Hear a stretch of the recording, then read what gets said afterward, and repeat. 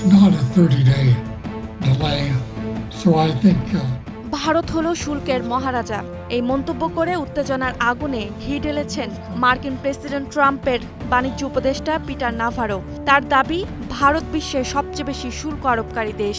তিনি বলেন, যুক্তরাষ্ট্র ভারতীয় পণ্য কিনে ডলার দিচ্ছে, অথচ আমাদের পণ্যের উপর ওরা উচ্চ শুল্ক আরোপ করে।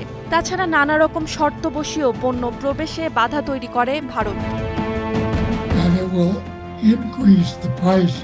নাভারোর অভিযোগ আরও গুরুতর হয় যখন যুক্তরাষ্ট্রের সঙ্গে বাণিজ্য ঘাটতি দিয়ে ভারত যেসব ডলার পাচ্ছে তা ব্যবহার করছে রাশিয়ান তেল কিনতে, আর এই অর্থ যাচ্ছে ইউক্রেন যুদ্ধ পরিচালনায়।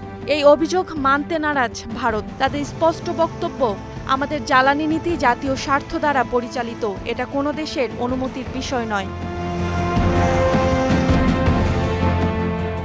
২৭ আগস্ট ভারতীয় পণ্যের উপর শুল্ক দ্বিগুণ করে ৫০% করা হলে আগামী ১ বছরে ভারতের জিডিপি প্রবৃদ্ধি ০.৮% কমে যেতে পারে। এই শুল্ক ভারতের মোট রপ্তানির ৬৭% উপর প্রযোজ্য, যার আর্থিক মূল্য প্রায় $৫৮ বিলিয়ন এবং জিডিপির প্রায় ১.৫%।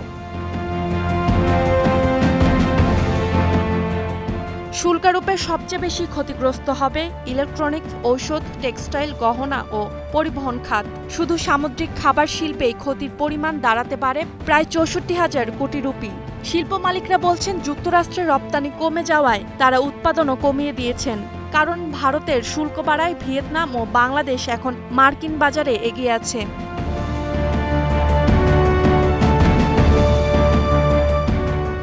আল জাজিরা জানাচ্ছে, গেল বছর যুক্তরাষ্ট্র ভারত দ্বিপাক্ষিক বাণিজ্যের পরিমাণ ছিল $২১২ বিলিয়ন, যেখানে যুক্তরাষ্ট্রের ঘাটতি $৪৬ বিলিয়ন।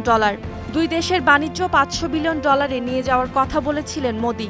মূলত ইউক্রেন যুদ্ধ শুরুর পর রাশিয়ার তেল বিক্রি কমে গেলে ভারত হয়ে ওঠে তাদের বড় ক্রেতা।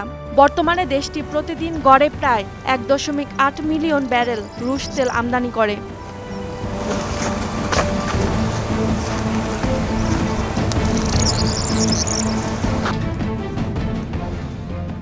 রাশিয়া হলো বিশ্বের তৃতীয় বৃহত্তম তেল উৎপাদক। প্রতিদিন প্রায় ১১ মিলিয়ন ব্যারেল উৎপাদন করে। এর মধ্যে ৩.৩৫ মিলিয়ন ব্যারেল তেল রপ্তানি হয়, যার অর্ধেকই কিনে ভারত ও চীন। বিশেষজ্ঞরা বলছেন, ভারত যদি হঠাৎ রুশ তেল কেনা বন্ধ করে দেয় তাহলে বিশ্ববাজারে তেলের দাম ব্যারেল প্রতি $২০০ ছাড়িয়ে যেতে পারে।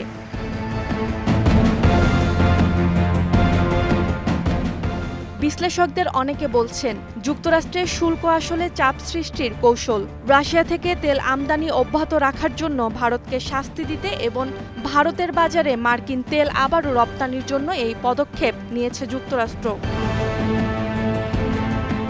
এদিকে যুক্তরাষ্ট্রের শুল্ক ঘোষণার পর ভারতের শেয়ার বাজার ৩ মাসের মধ্যে সবচেয়ে নিচে নেমে এসেছে, যার তীব্র বাণিজ্য উত্তেজনার অর্থনৈতিক প্রভাব নিয়ে উদ্বেগ বাড়িয়ে দিয়েছে। বিশেষজ্ঞরা মনে করছেন, এখন দুই দেশের মধ্যে কোনো বাণিজ্য চুক্তি হলেও বিশ্বাসযোগ্যতা আর ফিরবে না। Roksana Rimi, star news.